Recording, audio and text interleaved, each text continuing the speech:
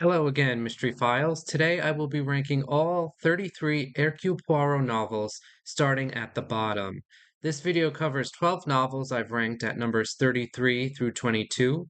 This list only includes full-length Poirot novels written by Agatha Christie, so the Sophie Hannah continuation series is left out.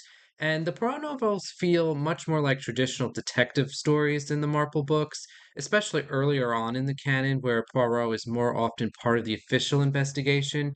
Now, that does change over time, but Poirot is still very much investigating out in the open, whereas Miss Marple cannot do that.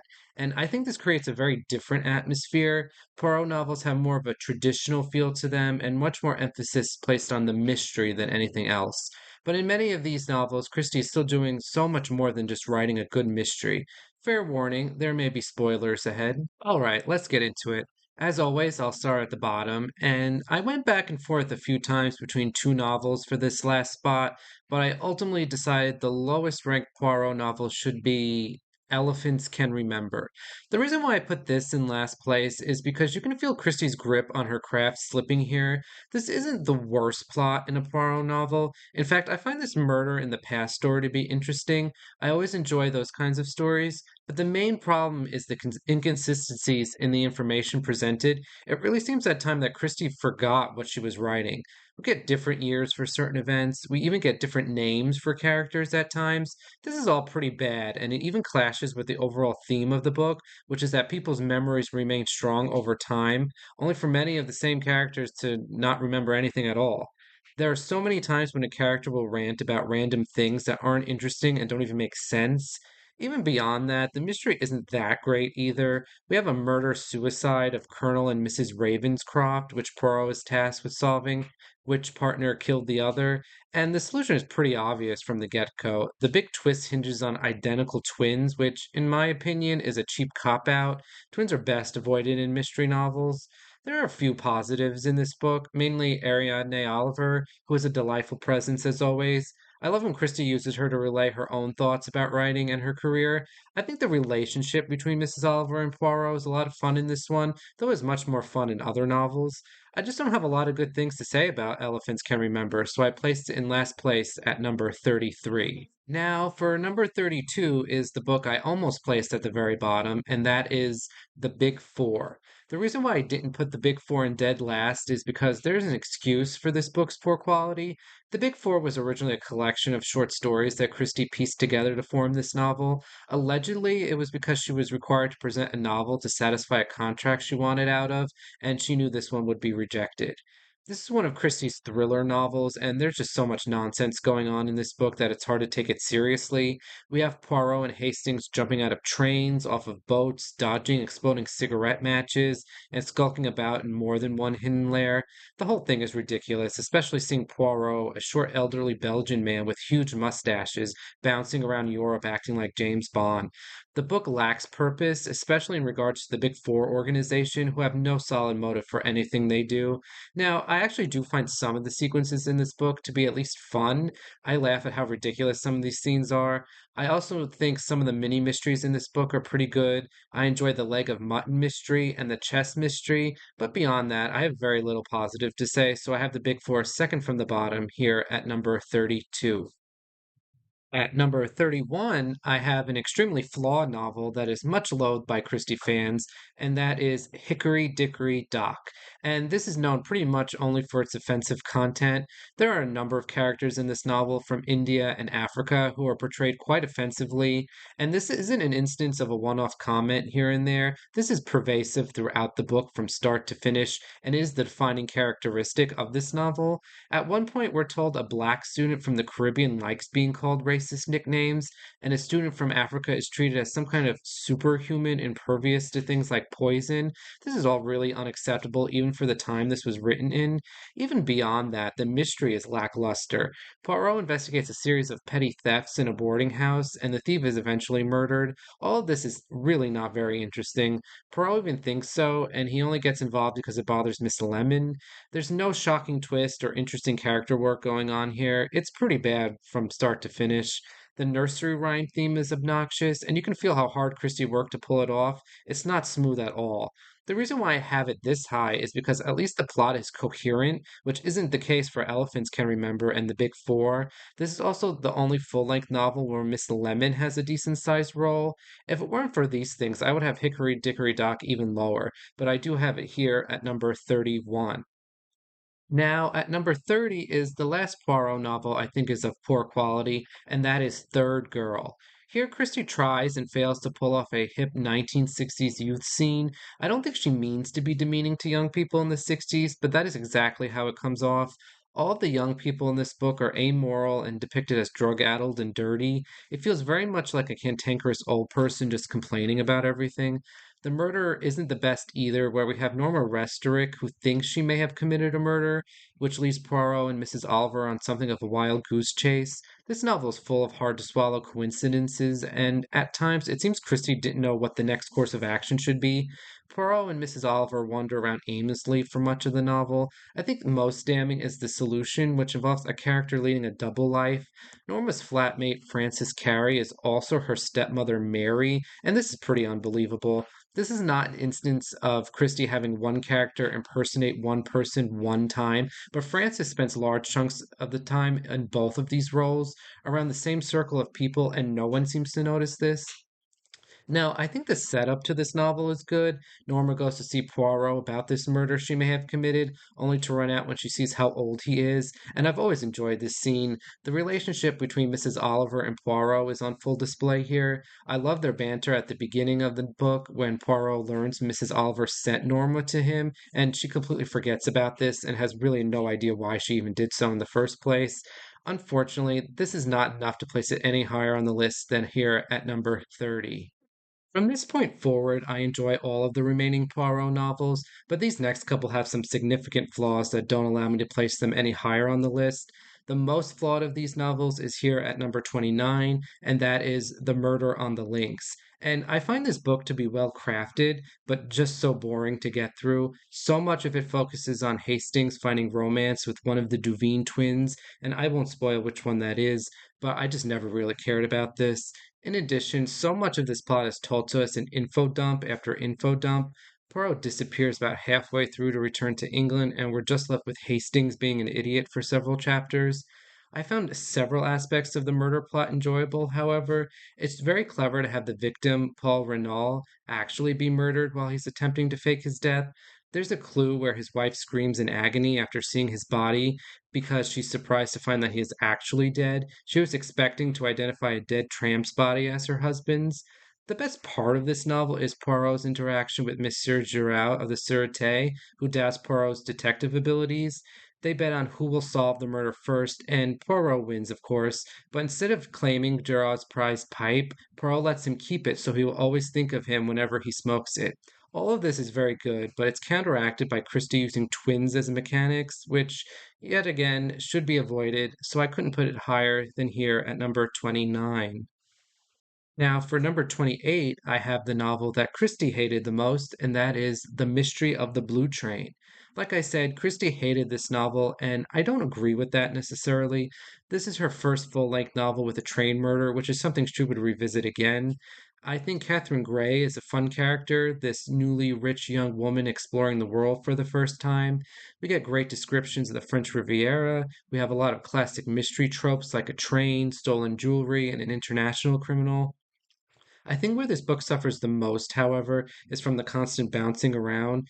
There are parts from Poirot's point of view, Catherine Gray's point of view, and at other times we're with Lady Tamplin and her crew, and spend a lot of time with them, even though the main characters in the murder plot are Ruth Kettering, her estranged husband Derek, and her father Rufus Van Alden. There's a romantic subplot between Catherine, Derek, and Major Knighton that I didn't feel invested in. And finally, the murder plot hinges on another ridiculous impersonation, although this one is not as egregious as the one in Third Girl, so I couldn't put The Mystery of the Blue Train any higher than here at number 28. Now, at number 27, I have a book I'm surprised is this high, but I do find many different aspects of it intriguing, and that is Halloween Party. And Christie captures the spirit of Halloween in these opening chapters very well. Her murder here is one of the most devious and horrifying, where a young girl named Joyce Reynolds is drowned in the Bobbing for Apples tub. Christie doesn't portray murders as gruesome as this one, as I think is commonly believed, and there are a few brilliant plot devices as well. Joyce announced that she once witnessed a murder, but in reality, it was her friend Miranda who did, and this is an excellent twist I didn't see coming. Poirot spends most of his time investigating which of four possible murders Joyce may have seen, and I like how these past murders are used, especially since most of them are red herrings. Miranda, not Joyce, didn't witness any of those murders, but two of them are relevant to the plot, and I found that a good piece of obfuscation. They aren't wasted as red herrings, but they do not provide a simple answer from the problem at hand either. The reason why this novel isn't higher is because it really goes off the rails at the end. Michael Garfield tries to murder Miranda as a human sacrifice, and she willingly agrees to this. Miranda is a smart girl, and she's very much aware of what's happening. And then it's revealed that Michael is actually her father, which is really gross because there is some implied love interest of sorts going on here. Admittedly, it's not clear what exactly Michael thinks of Miranda, but this whole sequence is very uncomfortable. The portrayal of Joyce is also problematic, where everyone in town finds her a burden and they don't even care that she's murdered. Even her family doesn't shed any tears for her. And this is also not a great depiction of a child being murdered. So, with these problems, I have to put it here at number 27. Now, for number 26, I have a novel that I think most people probably expect to be lower on the list. It's widely considered one of Christie's worst books overall, and that is The Clocks. Like I said in my Miss Marple video, I love murder mysteries with unknown corpses, and that is exactly what we have in The Clocks. An unknown dead man is found in Miss Pedmarsh's house, and no one knows who he is. What's fascinating about this murder is that Poirot doesn't care who he is. It's what this man was doing in Wilbraham Crescent in the first place that's important. And this is a very different outlook than these types of novels typically have on the victim, and I found that very unique. I think there's a very bold clue early on where Mrs. Bland says she is the sole heir to a fortune, and then almost immediately afterwards says that she has a sister living nearby. It's one of those bold clues Christie loves to shove in your face, and you miss it anyway. The reason why the clocks is this low is because the murder plot is only half of the book. Equal weight is given to this absurd Cold War spy nonsense of Colin Lamb and how he falls in love with Sheila as he's hunting for his spy. And this is all just extremely boring and ridiculous. It clashes so much with the murder plot, and despite Christie's efforts, it's a rough ride. Colin Lamb spends most of the novel trying to decipher this piece of paper that he's very clearly holding upside down, and he spends most of the novel on this. It's very obvious he's holding the paper the wrong way. All of this makes for a lackluster read that had so much potential to be a very good novel, but sadly it falls short, so I have it here at number 26. Number 25, I have a novel. I was surprised to see this low, but when I was constructing this list, I thought, yeah, that kind of makes sense, and that is Death in the Clouds. And I think this book suffers from not standing out, where I think this book has very few weak points. It also has very few strong points as well. I think the beginning is particularly well written. I like the airplane setting and how Christie blocks the murder, where we spend some time with each of the passengers on the plane, and it appears that none of them could have murdered Madame Giselle. I also enjoy when the jurors at the inquest try to indict Poirot, only for the lawyers and the judge to get mad and throw it out. Other than that, this book has very few standout moments. The investigation is all over the place. I find the writing to be very flat, but never really slogs, and some of the characters are pretty forgettable as well.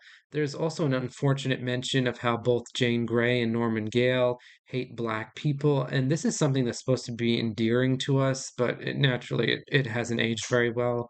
Overall, I do enjoy Death in the Clouds, but it's largely overshadowed by the majority of Poirot books, so I couldn't put it higher than here at number 25. At number 24, I have an unusual Poirot novel, and that is actually a political one, and that is One Two Buckle My Shoe. And this one is a traditional murder mystery, but it doesn't feel like it because of all this political intrigue. We have banker Alistair Blunt, who believes he is the target of an assassination attempt when his dentist and a blackmailer are murdered. The opening scenes at the dentist's office are wonderful. I love Poirot's fears about being vulnerable in the dentist chair and how nervous he is. And because of this, he doesn't pay any attention to what Dr. Morley says, which he thinks could be significant later on. Unlike most political novels, I think this one is very well balanced. We have both positive and negative portrayals of the far left and the far right, with Christie not really taking a side if you read closely. She really hammers home the theme of justice here when right winger Frank Carter is arrested for the murders, and Poirot knows he's innocent. However, Frank is not cooperating, and Poirot contemplates just letting him be hanged because he's such an awful person. Naturally, Poirot doesn't let that happen, but the fight for justice is compelling here. Now, this is not the most riveting read. A lot of the political nitty-gritty is rather dry, and I find the nursery rhyme theme really out of place for such a serious novel. Christie really shoehorns it in, and not in a very graceful way, beyond the initial shoe buckle. It's jarring to use a frivolous nursery rhyme with such a serious subject, and I think that hurts Christie's overall point here. So I have 1 2 Buckle My Shoe at number 24. At number 23, I have a novel that is loved by Christie fans, and this may be my most controversial selection, but I think this novel is seriously flawed, and that is Sad Cypress. And I understand why this book is popular. I think Christie does spectacular work with the three main characters of Eleanor Carlyle, Roddy Wellman, and Mary Gerard. It's one of Christie's best and unique love triangles. This is one of the very few where the original couple, Eleanor and Roddy, do not remain together at the end of the book.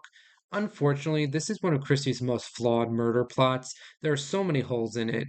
Nurse Hopkins is Mary Gerard's long lost aunt, and she wants to inherit Mary's vast fortune that isn't even Mary's yet. So she poisons Laura Wellman, Roddy and Eleanor's aunt, who is secretly Mary's mother. Mrs. Wellman did not leave a will, so her money goes to Eleanor. Then Nurse Hopkins murders Mary and frames Eleanor. Now, if that wasn't convoluted enough, it gets worse. Nurse Hopkins poisoned Mary in tea she was serving, but she not only drinks the tea herself, she offers the tea to Eleanor for some reason, which would ruin the plot if Eleanor had drinking it. Nurse Hopkins then injects herself with an emetic, so she throws the poison up, and Eleanor witnesses this and doesn't seem to think anything is out of the ordinary. And this scene is written in such a way that it makes it very obvious this is important. And this is all even worse than it seems because Eleanor only invited Mary and Nurse Hopkins to tea on the spur of the moment, and Nurse Hopkins was apparently going to murder Mary in her own cottage, which would accomplish nothing for her and just make her the prime suspect instead. The murder plot is very sloppy here, and Christie is better than this. Nurse Hopkins also insists on telling Poirot all of her backstory, which Christie has to do this so Poirot can solve the murder before Eleanor is hanged. But realistically, Nurse Hopkins would have kept her mouth shut until it was safe, but she doesn't. This is all very sloppy, and Christie really drops the ball in many ways that she just simply doesn't do in her other novels. So I have to put Sad Cypress here at number 23. At number 22, which is the final spot for this video, I have another novel that is half mystery, half thriller, but better in every way than The Clocks, and that is Cat Among the Pigeons. What makes this book so much better than The Clocks is that the murder plot and the thriller plot intersect. They are directly related to each other. This is not a case of two separate plots running parallel. The story begins in the fictional Middle Eastern nation of Ramat, where Prince Ali Yusuf and his friend Bob Rawlinson die in a revolution. The Ramat crown jewels are smuggled out of the country, and the location of these jewels is the center of the mystery. The reader knows that Bob put the jewels in his niece Jennifer's luggage. Jennifer is now a student at Meadowbank School, where most of the action takes place. Three members of Meadowbank's staff are murdered, and Christie pulls a lot of tricks in this one without getting overly convoluted or complicated. Not all of the murders are part of the same plot, which I believe is the only time in a Poirot novel this happens. The setting of Meadowbank School is fantastic. We really get a sense of how the school runs, and the headmistress, Miss Bulstrode, is an all time great character. Christie shows a lot of restraint here, as she had in the past, gone a little bonkers with jewel heists. Now, I think there are some things to knock about this book. Other than Miss Bulstrode and Julia Upjohn, a lot of the other characters are flat and don't stand out. Poirot doesn't even appear until about two-thirds of the way through, and while he's a fun presence, it's just too little too late to make a significant impact. Jennifer Sutcliffe is a rare Kirsty heroine of this too stupid to live variety. I also have problems with the murder of Miss Vansittart, which is the one that is not part of the jewel heist. Miss Chadwick kills her, apparently in a moment of anger and opportunity to prevent Miss Bulstrode from retiring, and I just didn't buy this. I didn't feel it didn't feel in character for Miss Chadwick, and the motive was very weak. Overall, this is a great read, but not without issues, so I have it here at number 22. And that's it for this video. My next video will continue this series with the Poirot novels I have ranked between numbers 21 and 11. If you want to keep up to date with the channel, subscribe, like this video, and drop a comment in the comments section. Until next time, Mystery Files.